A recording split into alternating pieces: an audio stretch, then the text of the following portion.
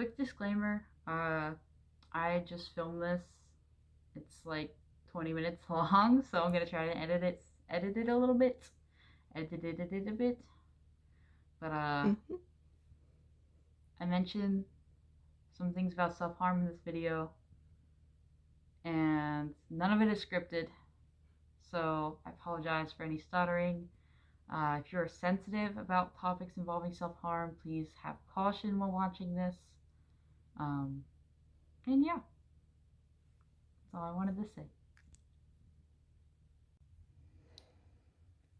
Hey guys, it is 2:55 a.m. Woo! and I am currently coping with the side effects of psychosis and schizophrenia. It's a hoot in here. Me and Bolt are hanging out.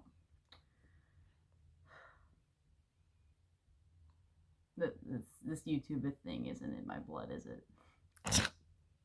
Um, so the National Institute of Mental Health defines schizophrenia as a serious mental illness that affects how a person thinks, feels, and behaves.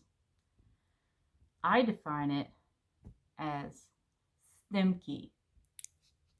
Very stimky. Um, so I feel like schizophrenia isn't talked about enough. It's kind of seen as that thing, that plot device in shows and movies where the character's like, I hear voices. They tell me to burn things. And it's like, it's not really it. I mean, the hearing voices, that's like half of it, but anyway. So when I say that I am schizophrenic and that I have psychosis, I'm trying to express that I see the world a little differently. Um, Most of my hallucinations personally are auditory. I have a few visual hallucinations, however, it's more in the shape of shadows, often at night. I think one of the first times I started considering myself as a possible schizophrenic is in college. I was walking down a hallway in the music building, my bad, and suddenly I heard this sound that was like a dog just snarling in my ear, my left ear, and I couldn't get over it. Um, I can't take myself seriously with one paw. I'm not Majira. Anyway, it it was just kind of jarring. Um, I was standing there trying to get my uniform for marching band, and I just heard something that wasn't quite there. I mean, obviously there weren't any dogs. I was aware that there weren't any dogs besides me, and it's still hard to look back on, honestly. Like, it was one of the first times that I realized that my perception of reality was different from everybody else's. That something that was manifesting itself in my personal reality was not real. Um, Another part of schizophrenia that people talk about is hearing voices. It's like having a second conscious, or a third and a fourth and a fifth, however many you're currently dealing with. It's kind of stimky. Um, so let's say you're thinking to yourself and you're drawing something, and suddenly there's this voice nagging in the back of your conscious saying, that sucks. A lot of people go, oh my god, that happens to me all the time. But I'm like, no, it's not your voice. You're not being self critical. Somebody else is being critical of you. And this applies to everything in my life. Like, I would be taking notes in class and doodling. I remember being in chemistry class, just kind of doodling because the teacher sucked. Anyway, and I was drawing a little dog, without even thinking about it. I started writing down what my brain was saying to me. Um, it was this little white dog with an ear piercing, and everything that was manifesting in my mind, I started writing and set my notes. Things like, you're a bad person. You you're going to fail this class. You're not paying attention. You don't deserve this. You don't deserve to be here. And hearing those thoughts in the back of my mind as a 16-year-old just trying to get through school,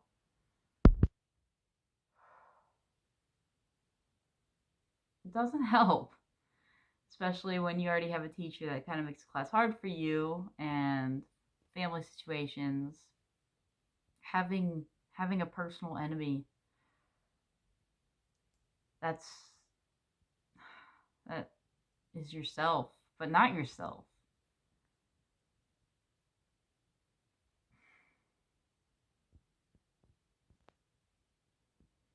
It's hard to describe.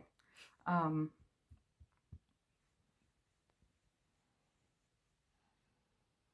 it feels like your brain is its own entity, and it's like you have another you that's not you, that's in you, but it's not that's not you. I I have been diagnosed with severe anxiety, generalized anxiety, mild social anxiety, severe OCD, seasonal depression, bipolar type 2, psychosis, and schizophrenia.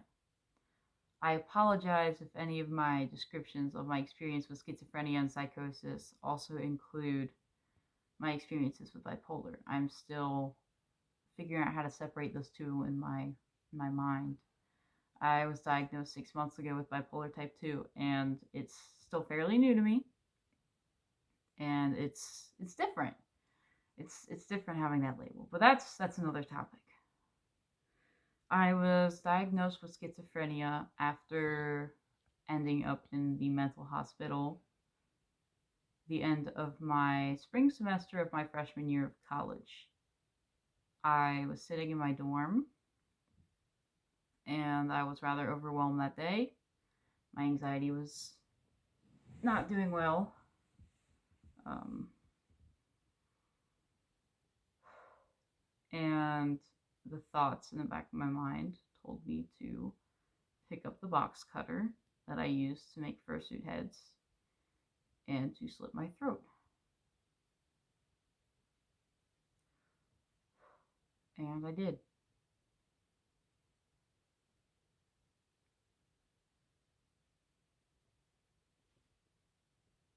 So I texted my friend in college and I told them what happened. And less than 10 minutes later, they were in front of my dorm and I voluntarily checked myself into a mental hospital. And an amazing doctor there took great care of me, helped me become stable, prescribed a new medication that I'm still on to this day. And I was diagnosed with mild psychosis and mild schizophrenia after describing the intrusive thoughts that launched me into this state. I've dealt with intrusive thoughts my whole life. They're thoughts that aren't your own, but come from yourself. They they're very distracting. They can be as simple as you're dumb, you're stupid, even though you don't believe that you're stupid or dumb. They can be as complex as telling you that you're unloved, you're worthless, you don't deserve to be where you are in life. Um, yeah, things like that.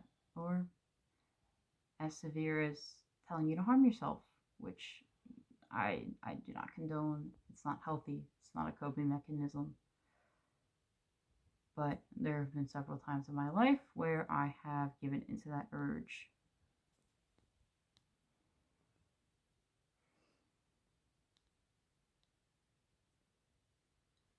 Let's look back at National Institute of Mental Health's definition of schizophrenia and see what else it says.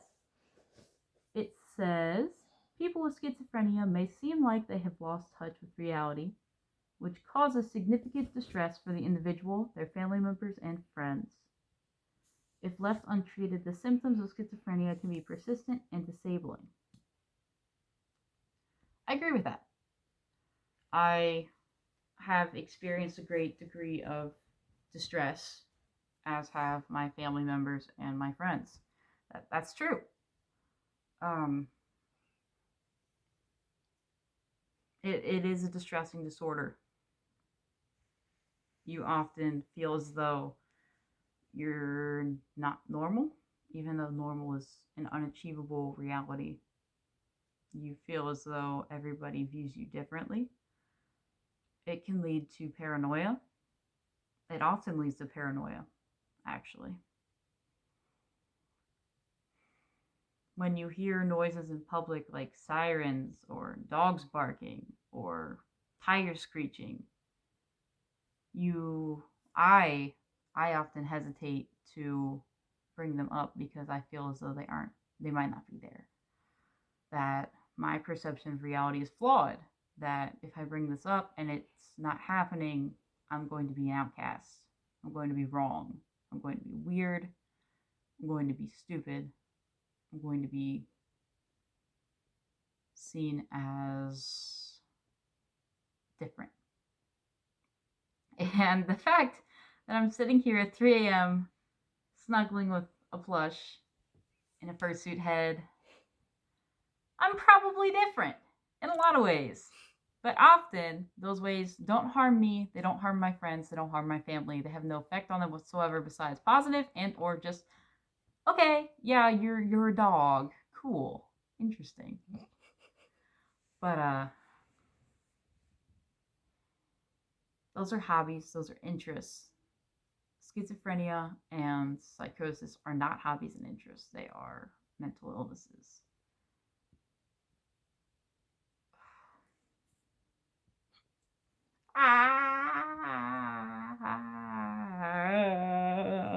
Anyway. Yes, correct. Thank you.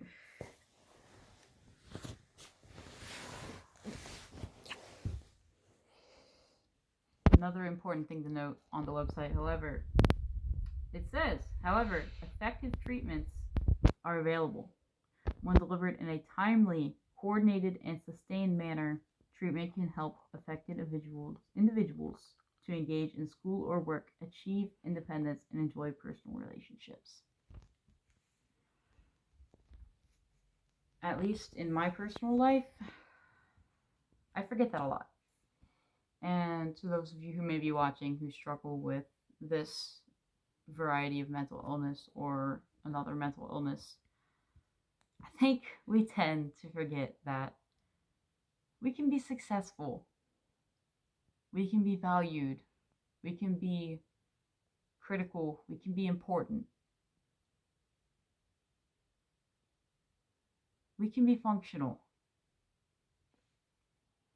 And sometimes that's all we need to be, is functional.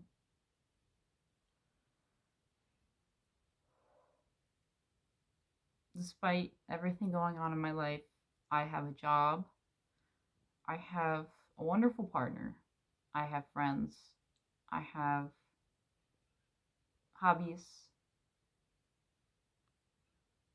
I have dreams, I have hopes, I have fears.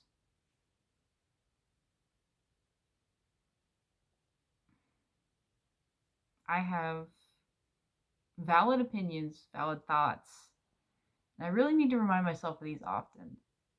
Just because I see reality differently from everybody else does not mean that my perception of reality is invalid, that I shouldn't talk about it, that I shouldn't mention it, that I shouldn't embrace the fact that I see reality differently, and that's okay.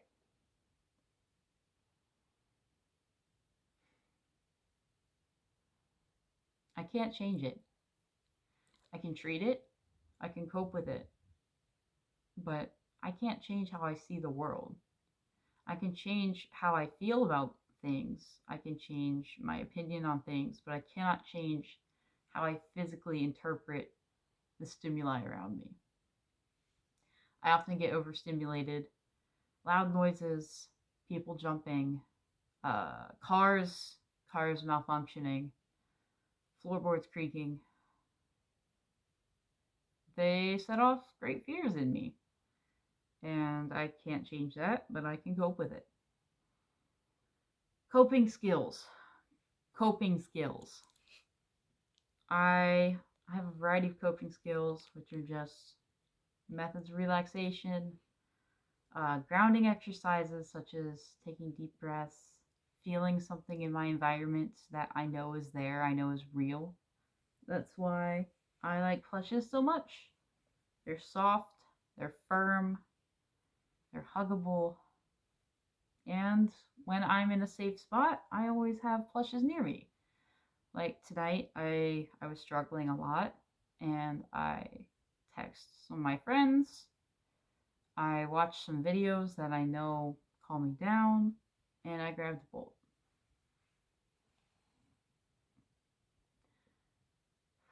Some people see that as weird, but that's okay.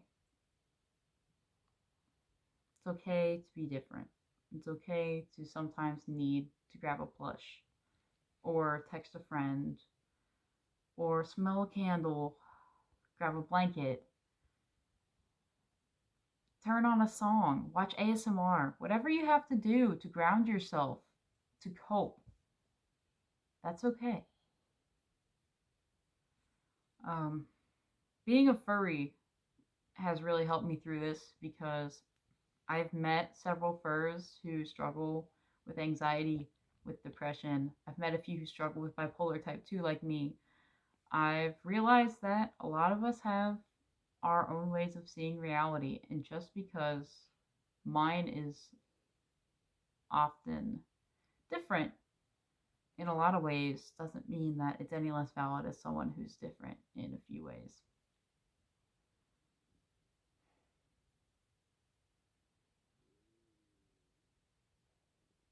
My camera probably picked that up. That's comedy. It's fine. Um,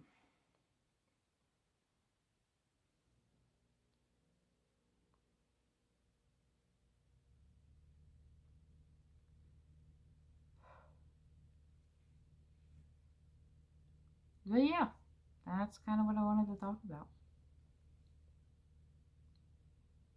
Thank you for watching. Thank you for lending me your ears. I'll see you later. I really need some sleep.